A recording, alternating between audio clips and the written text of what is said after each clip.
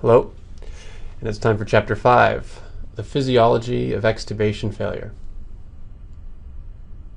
So, thank you for tuning into Chapter 5, and as we proceed through this chapter, I'm going to talk about some of the mechanisms, some of the mechanical mechanisms that can become important in the pathophysiology of failure to extubate. And I want to stress that, firstly, this talk focuses on classical mechanical pressure and volume relationships between the cardiovascular system and the respiratory thoracic system, and that it is clearly minimizing or I'm not really discussing at all any of the molecular mechanisms that may be at play in terms of inflammatory changes, etc.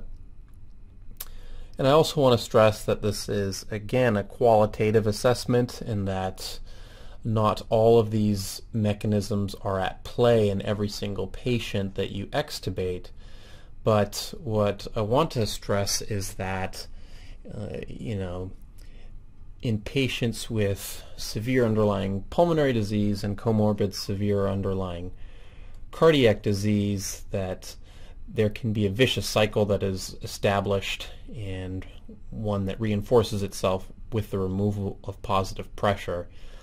And I sort of jokingly refer to this as the extubation of the VA patient, the patient with an FEV1 of 0.8 liters and an ejection fraction of 15%, and how these patients can look fairly calm on minimal ventilatory settings, and with the removal of positive pressure can spiral quite quickly. And many of you who have spent any time in the intensive care unit at all, I'm sure, can recall a patient like this. And in fact, one of the real gurus of vent, quote, weaning and liberation from mechanical ventilation, Martin Tobin from Chicago, I believe, who was actually on the initial paper, the RSBI, which we frequently use as an indicator of readiness for liberation from mechanical ventilation. That was a paper he published in New England in the early 90s. Wrote a relatively scathing, I should say, article in the Blue Journal, or editorial in the Blue Journal, maybe about 2 years ago now, where he essentially says that minimal vent settings prior to extubation, that is the sort of pressure support of 0 on top of a PEEP of 5, or this tube compensation physiology, is really a fallacy, and that you should be really T-piecing all of these patients prior to liberation from mechanical ventilation, and that is essentially really assaying how their physiology responds to a change from increased intrathoracic pressure that you get with mechanical ventilation to purely spontaneous ventilation, and the decreases in intrathoracic pressure that you get with that. So, as I've said, mechanical ventilation, it mitigates both the elastic, which is the static, and the resistive or dynamic loads placed upon the respiratory system. If you're curious as to what those terms mean, I refer you back to Chapter 1 and the analysis of the Campbell diagram, which I think in somewhat excruciating detail goes over the difference between these different kinds of pressure and work of breathing in the respiratory system. And just as an example, what positive pressure does, be this inspiratory positive pressure and expiratory positive pressure, it stents open the airways, and as we also saw in Chapter 1 with the stenting open of the airways, the increase in radius of the airways lowers resistance. And additionally, it helps, PEEP in particular helps maintain FRC when there's atelectasis. And as we'll discuss in a few slides from now, that really the afterload of the RV of the right ventricle is heavily determined by the transpulmonary pressure and FRC. And when the endotracheal tube is removed, clearly these effects are lost. So what I will not focus on, but which I do talk a little bit about in Chapter 3, is that the static and dynamic components of breathing work are transferred to the patient, and this exercises the patient, and ventilation is exercise for the patient. And Mike Pinsky comments on this in a number of his chapters on cardiorespiratory interactions, and I will touch upon that in Chapter 3 somewhat. So depending on the patient's underlying heart and lung disease, liberation from mechanical ventilation certainly will stress the cardiopulmonary system, and there can be this rapid deterioration. This is the result of abrupt changes in airway resistance and pulmonary and chest wall compliance, which can occur with extubation. And these perturbations in pulmonary physiology are really magnified in patients with underlying cardiac disease, and particularly the changes in resistance and compliance are certainly magnified when patients have pre-existing pathophysiology of airway resistance, pulmonary compliance, chest wall compliance, or all the above. And as I just mentioned, this will intensify underlying cardiac disease as the stressed respiratory pump then stresses biventricular loading conditions. So this is my stylized heart and lung. So we're going to work through this diagram of some of the pathomechanical interactions that occur upon removal of positive pressure. And first of all, the removal of end-expiratory pressure and positive pressure in general can result in this physiology of dynamic airways collapse, which is certainly most prevalent and most commonly described in the emphysematous patients with impaired pulmonary elastic recoil. And I illustrate dynamic collapse using this cartoon of a generic alveolus airway, and this is your thorax, and this yellow highlighted area represents cartilaginous tissue. So let's say, and these numbers are completely made up, that this is a normal patient with an elastic recoil pressure of this fictitious number 2. Well, this patient, say, on their Campbell analysis is normal, and they've started FRC, and they've taken a deep breath in, and they've inspired, and now they're up here. And they're just about to perform a forced expiration, which they then do there. So now their intrathoracic pressure is much higher as they're forcing out a breath. So let's say that forced out expiration generates a wildly high pleural pressure of this fictitious number 4. Well, then the driving pressure at the initiation of this expiration becomes the summation of your pleural pressure and your elastic recoil pressure. That's sort of like how bad the lungs want to stretch back and how bad that you're pushing the lungs inward as a function of this increased pleural pressure. So then at the initiation of exhalation, the alveolar pressure is 6. And it creates a gradient down the airway. But in this patient, the pleural pressure is 4. That doesn't supersede your airway pressure until this portion of the airway that is closer to the mouth. And this portion of the airway is protected by cartilaginous structures. So you can see that, or what I'm trying to graphically represent here, is that there's minimal, if any, collapse, and forced expiration proceeds. Now this is quite different from this patient. Now we've hypothetically halved their elastic recoil pressure. So an example of this patient would be the emphysematous patient who's been smoking, has had for many years, and they've had destruction of the elastic tissue of their pulmonary tissue.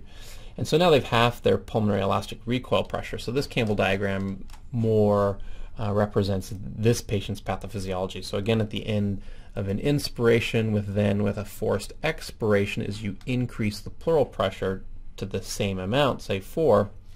Now with the decrement in elastic recoil pressure, the maximal driving gradient here that begins in the alveolus is 5, which is less.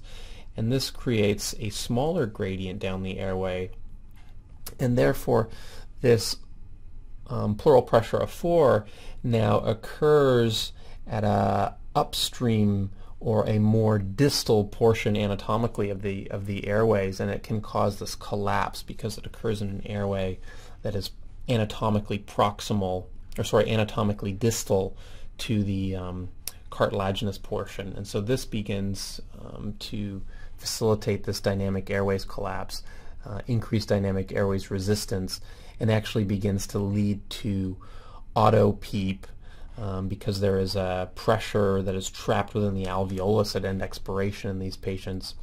And as the auto-PEEP increases, this essentially begins to slowly increase your transpulmonary pressure, and as your transpulmonary pressure goes up, your lung volume goes up, and we'll talk a little bit about the physiologic consequences of that in a moment. So just as I mentioned, it leads to this auto-PEEP and this hyperinflation effect. And as this proceeds, this can lead to impaired thoracic compliance, really impaired pulmonary compliance, and then impaired chest wall compliance as a consequence thereof. And so I'm going to illustrate this with this cartoon, with this Campbell diagram. We'll say that this is a patient, say, who's breathing spontaneously on a mechanical ventilator. So because they're generating negative intrathoracic pressures, we'll diagram this using the spontaneous ventilation depiction of the Campbell diagram. And so if you were to then, say, extubate this patient, and they begin to have increased airways resistance, they may have this increased inspiratory and expiratory work, much lower intrathoracic pressure on inspiration and a much greater intrathoracic pressure on expiration. And as we talked about in Chapter 1, this has resulted in a marked increase in the dynamic work of breathing. And with time, as a way to somewhat mitigate this effect, patients begin to breathe at higher lung volumes, and this at some point is compensatory, but with time this can actually become pathological. And you can see that down here your FRC, which is normally at the intersection of the elastance curves of the lung and chest wall, this FRC down here begins to become dynamically determined. So the FRC moves from, instead of 30% of your normal vital capacity, it may increase upwards of much more than 50% of your vital capacity. And so this is the patient who's dynamically hyperinflated. And so you can see, as I mentioned, that the FRC increases, and as I also talk about in Chapter 1, that as the lung volume increases and begins to push out against the chest wall, the pleural pressure actually tends to track the chest wall elastance curve. So your pleural pressure will actually increase if you've got an FRC down here at end expiration, which may be subatmospheric, that with dynamic hyperinflation, the pleural pressure begins to increase, and that will be magnified if chest wall compliance is reduced. So again, remember from Chapter 1 that the elastance of the chest wall is depicted by this curve here, and that a decrement in chest wall elastance is depicted by down into the rightward shift of the chest wall elastance curve. And auto-PEEP, you can see here, increases the inspiratory threshold load. So if this is your functional residual capacity, in order to drive gas flow, again, remember this curve here is the dynamic portion of intrathoracic pressure. In order to drive gas flow, you've got to then lower your pleural pressure from this positive pressure all the way down to this negative pressure here before you start to get any inspiratory flow at all. And so that's depicted by this kind of hyphenated pink line here, that this is your inspiratory threshold load. So these patients have to work harder just to initiate gas flow. And you've probably seen this in bad asthmatics or patients with really bad COPD exacerbations in the intensive care unit. So that auto-PEEP and dynamic hyperinflation that we just saw, which reduces compliance of the thorax, and I didn't talk about that so much, but as you can see here, that the compliance of the thorax, the compliance of the lungs gets lower at higher volumes, and so does the compliance of the chest wall. Actually, the slope, you can see the slope here of the pulmonary elastance curve is very different from the slope up here and here, and this increased distance, this lateral distance between the pulmonary and chest wall elastance curves is an indication or a graphical representation of impaired thoracic compliance. And so you can imagine that these patients breathe at higher lung volumes. In order to affect the same volume change at a higher lung volume requires a much greater, a much lower pleural pressure.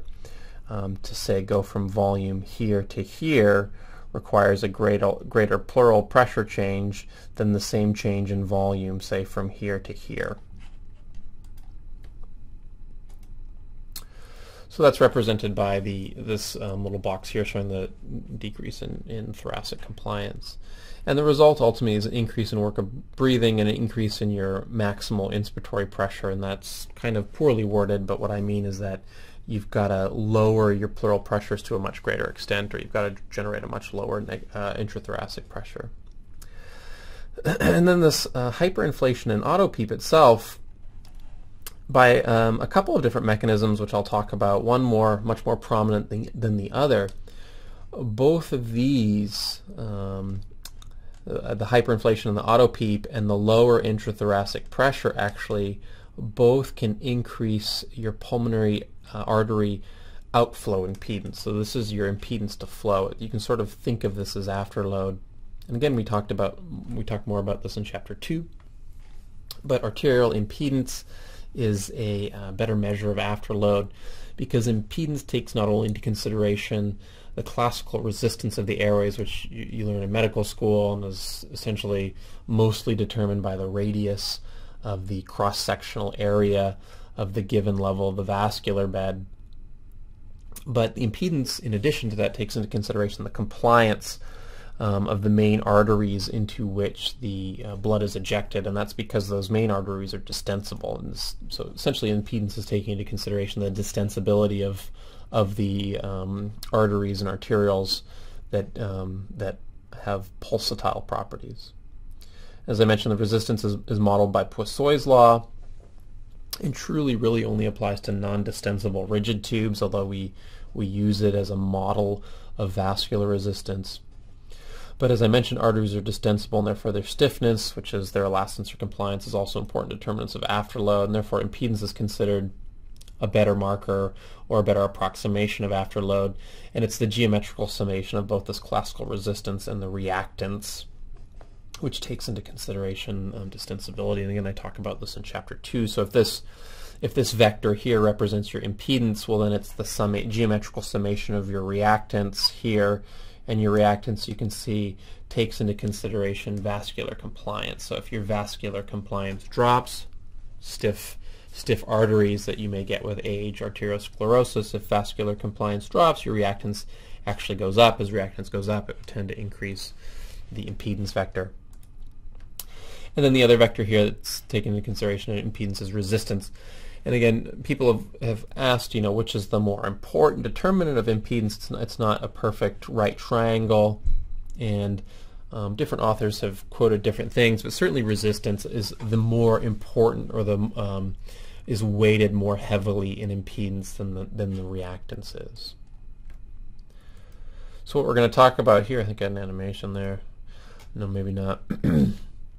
What we're going to talk about here is the more classical resistance, and that is as the radius of the vasculature is diminished, that the impedance or the resistance and therefore the impedance will go up. And so how that occurs, well, this is my stylized cartoon of a bunch of alveolar units. I described this a little bit more in Chapter 1, at the end of Chapter 1. But what happens with auto-PEEP and dynamic hyperinflation is that these alveolar or lung units begin to have this auto-PEEP. The auto-PEEP increases transpulmonary pressure. Remember, transpulmonary pressure is your alveolar pressure less your pleural pressure. So as your alveolar pressure is increasing, it's increasing your alveolar pressure, or your transpulmonary pressure. As transpulmonary pressure increases, volume of the lung increases. And presumably this volume collapses the alveolar vessels. And this collapse, as depicted there, really increases the resistance and therefore increases right ventricular afterload. And I talked a little bit about the alveolar vessels, so many of you may remember this from your medical school pulmonary physiology, and certainly this is very well described by John West in the West pulmonary physiology books. But there's really two kinds of vascular types, I guess, in the lung, for lack of a better word, better term. It's alveolar and extra-alveolar, and these aren't really anatomical. It's more of a functional distinction between the two. And essentially, and this was really originally described by Saul Permut in the early 60s, I believe, was the paper where they found that there was two subpopulations of these pulmonary blood vessels, and the extra-alveolar vessels tended to increase their diameter with increasing lung volume, and therefore as you increase lung volume, the resistance in the extra-alveolar vessels tended to be diminished, whereas the alveolar vessels tended to be collapsed with increase in lung volume. So this will be color-coded here. The vascular resistance, as I mentioned, of the extra-alveolar vessels. These tend to be the larger vessels. They tend to be tethered open as transpulmonary pressure or lung volume increases. So if this is their vascular resistance on the y-axis and this is volume or transpulmonary pressure on the x-axis, these initially have a very high resistance as these vessels are kind of collapsed and coiled, and then as you increase transpulmonary pressure, they expand and uncoil, and therefore the resistance decreases. And just the inverse happens with the alveolar vessels. Again, the alveolar vessels are the vessels that are intimately related to the alveoli themselves, and therefore as lung volume increases, you can sort of think of these vessels as being collapsed or shrunk, and therefore the resistance increases. So the overall effect is that total pulmonary vascular resistance reflects a summation, of these two forces. So it tends to have a U-shaped response with the minimum total pulmonary vascular resistance at FRC, so much lower than FRC, atelectasis, etc. You have an increased pulmonary vascular resistance, an over-distended lung from auto-PEEP or dynamic hyperinflation. You have increased pulmonary vascular resistance, but it's sort of this Goldilocks effect. You want it to be just right, and you want lung volume to be as close to FRC as possible to minimize pulmonary vascular resistance. And again, the question is whether this is a true volume or pressure effect is, I think, a bit debatable from what I've gleaned, and that there is certainly literature to suggest that this is mostly a volume effect, but also some literature suggests also this is simply a transpulmonary effect, a transpulmonary pressure effect. That is, if, for example, if you had a lung with very poor compliance and you increase the airway pressure and you increase the transpulmonary pressure, that is, the alveolar pressure was increased much out of proportion to the pleural pressure because of the impaired pulmonary compliance, but because of the impaired pulmonary compliance there wasn't much volume effect. So in these patients with poor pulmonary compliance you'd have a very high increase in transpulmonary pressure but minimal increase in lung volume. There still seems to be a physiologic effect in that suggests an increase in right ventricular afterload in these patients, so it may not just be all volume, but it may actually be more of this transpulmonary pressure that's driving your right ventricular afterload, or at least the resistance portion of this. And then a little bit about the reactants. So as vascular compliance decreases, there's also this increase in reactants, which would increase your impedance here.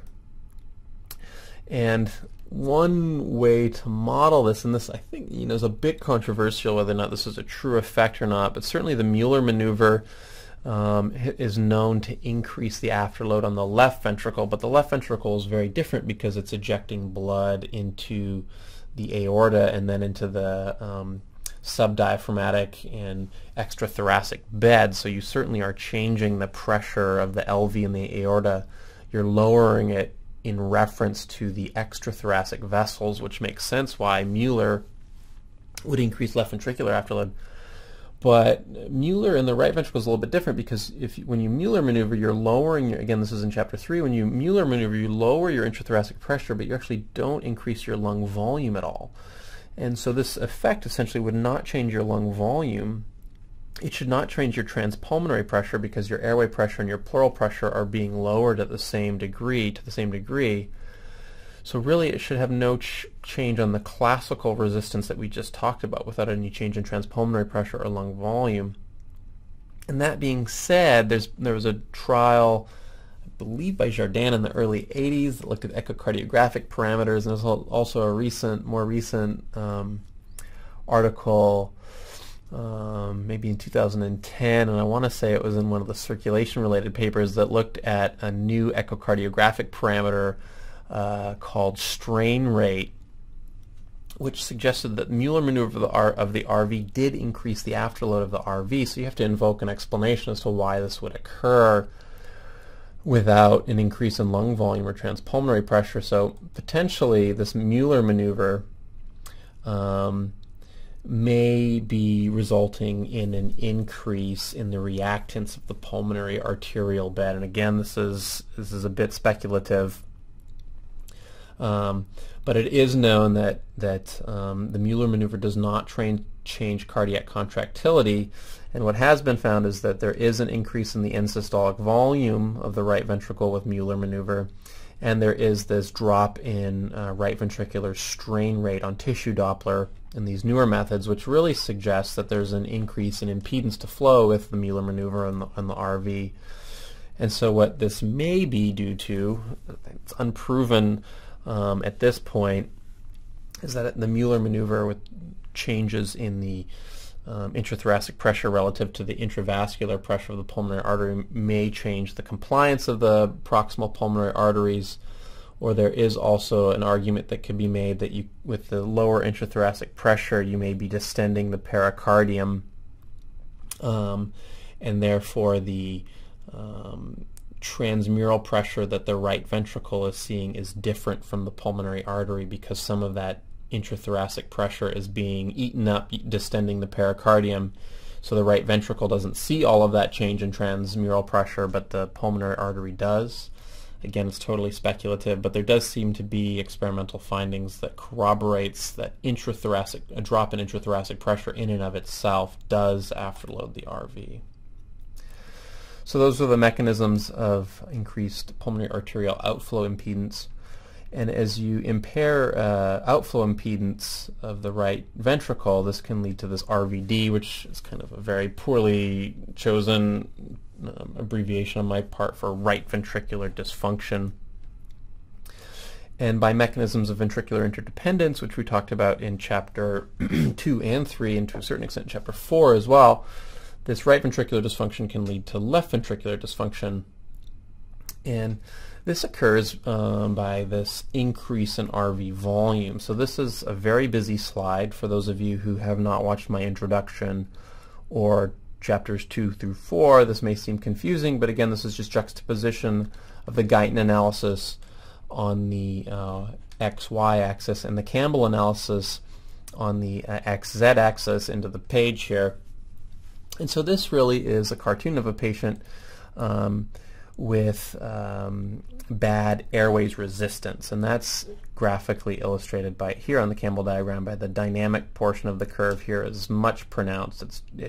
The intrathoracic pressure that must be generated to drive flow in this patient is very low, and then this patient also has high expiratory airways resistance, and they're breathing at a higher lung volume. So this Campbell diagram sort of mimics the Campbell diagram that I showed to you in previous slides with dynamic hyperinflation. And again, this is the Guyton analysis here on the XY axis, blood flow on the Y, and right atrial pressure on the X. And again, for the Campbell diagram, this is intrathoracic pressure, but because right atrial pressure essentially tracks intrathoracic pressure, you can superimpose these graphically. So the big inspiratory effort, low pleural pressure that's generated to overcome this airways resistance shifts the cardiac function curve leftwards, as this point here, the x-intercept tracks intrathoracic pressure as described in Chapter 2, Part C of Chapter 2. And then the increase in lung volume that occurs in these patients with the dynamic hyperinflation, as I talk about in Chapter 2 and 3 as well, tends to shift because abdominal vascular capacitance is decreased with increasing lung volume and increasing transdiaphragmatic pressure. It tends to shift your mean systemic filling pressure rightwards, which would tend to increase the gradient for venous return. But if these patients are hypovolemic, you can actually increase the resistance to venous return as demonstrated by this decrement in slope here. And this has been shown in patients where actually in patients with really bad dynamic hyperinflation, the IVC can be kind of collapsed at the diaphragm, and the diaphragm can kind of act like as a sphincter. But again, this will be the venous return curve here will be highly dependent on the patient's volume status. So as the intrathoracic, or as the cardiac response curve is shifted leftwards here, the measured right atrial pressure here may decrease, but the transmural pressure of the right atrium, or the right ventricle for that matter, will increase. And again, the increase in the transmural pressure will increase in the volume. And this makes sense. As you take a deep breath in, you're going to tend to suck blood into the right atrium and right ventricle and increase the volume of the right ventricle. And so this the increase in lung volume. What I didn't mention was you may have noticed that the cardiac response curve has a steeper slope here, but with the inspiration, not only do you lower intrathoracic pressure, but you also increase lung volume. Here on the Campbell diagram, as this arrow kind of goes up and around, that the lung volume is shifting up and down, and you're at the higher lung volume. The higher lung volume tends to collapse the alveolar vessels, increase pulmonary vascular resistance, and therefore, as we talked about in Chapter 2, an increase in the right ventricular afterload in these patients with dynamic hyperinflation will shift the cardiac response curve down into the right. And just a recap of Chapter 2, the mechanism for ventricular interdependence is depicted here, and that is if you volume load one ventricle, in this case we're showing that you volume load the right ventricle, it causes an acute diastolic dysfunction in the other ventricle. And so this end-diastolic pressure volume relationship of the left ventricle, if you were to significantly volume load the RV, as I just showed you, which can occur in these patients, you may have an upwards into the left shift of your left ventricular and diastolic pressure volume relationship, and therefore for any given left ventricular volume you will therefore increase your filling pressure of the left ventricle, or your wedge pressure. And this will be important as we talk about more of the pathomechanisms in the next couple of slides. So this lower intrathoracic pressure, this is going to be a bit of a review from a couple of slides ago, but this lower intrathoracic pressure, as we talked about, which tends to afterload the right ventricle, certainly afterloads the left ventricle, as I mentioned before, and can lead to this quote-unquote left ventricular dysfunction, whatever that means. And what I really mean is that essentially higher filling pressure for less output from the given ventricle. And so this mechanism, I think, is highly quoted in the intensive care unit, and this is the Mueller Maneuver and the left ventricle. The slide we saw, a few slides ago, was the right ventricle, even though qualitatively both have been depicted as such, and this is really more of qualitative left ventricular PV loop. If you want to get very picky on me, which I don't think anyone really is at this point in time because nobody's really watching these, but sometime in the future somebody's going to get picky on me, I can tell. Yes, this is an LV PV loop. An RV PV loop looks very different. If you want to see what it looks like, go to Chapter 2. So Mueller Maneuver in the LV, this is really a classic paper, one of Mike Pinsky's earlier works, I believe when he was a fellow at Stanford, published in the late 70s in New England, that if you want to best estimate your end systolic volume, which the end systolic volume is used as a marker of afterload, barring any changes in contractility of the left ventricle, which really should not happen with a Mueller maneuver. So they used end systolic, they used cardiac markers, and they measured the volumes of these patients with Valsalva and Mueller maneuvers, and they essentially found that there was a very, very strong correlation between end systolic volume and the transmural ventricular pressure, not the absolute intracavitary pressure, which essentially proved that if you lower intrathoracic pressure, you're in effect afterloading the left ventricle. And so, as I've mentioned, if the pleural pressure is made excessively negative without a change in lung volume, that's the Mueller maneuver. There's an increase in the end systolic volume of the left ventricle in this case, and this is explained by an increase in the, essentially, if this red line is the marker of, arterial impedance, that the Mueller maneuver is leading to an increase in the afterload of the left ventricle. And there's kind of multiple explanations as to why this occurs in terms of both the transmural pressure of the left ventricle, the transmural of the aorta, as well as the relative pressures of the intrathoracic space to the extrathoracic space. But for all intents and purposes, you can sort of think of it as the stress that if you were a myocyte living in the left ventricular wall, and you had to, picture the stress that you're feeling, that essentially if you had a stress of 20 on your inside and 0 on your outside, that would be essentially exactly the same as the stress you'd be feeling if you had 10 on your inside and negative 10 on your outside. It's essentially just the transmural wall stress that the left ventricle is feeling in response to this Mueller maneuver that's increasing its afterload.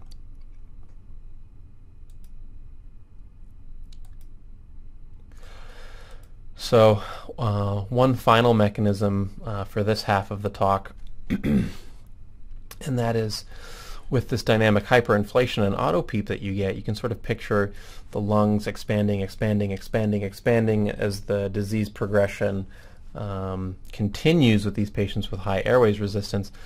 And because ventilation is preferential at the lower lobes, as the lower lobes preferentially become dynamically hyperinflated, they can kind of start to grip the heart and squeeze the heart, almost like a hand squeezing it.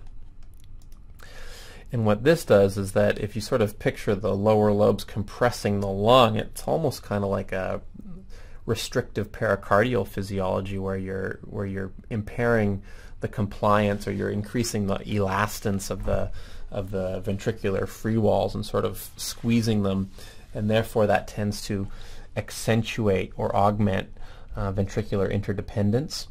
So if you were squeezing the heart from the outside like a hand, and then you increased right ventricular volume, well, then you'd have an even more pronounced change in your left ventricular compliance and accentuate this ventricular interdependence. And additionally, this increasing juxtacardiac pressure will tend to increase the pericardial pressures, and this is seen in patients who have dynamic hyperinflation, and that they have elevated CVP and wedge pressure, presumably from this dynamic compression by the lower lobes. And this has been shown in a number of studies, and I think it was initially shown in the late 60s, and then again in the late 80s, where they actually used X-rays of the lower lobes to prove that there was dynamic hyperinflation as a cause of this restrictive effect on the pericardium.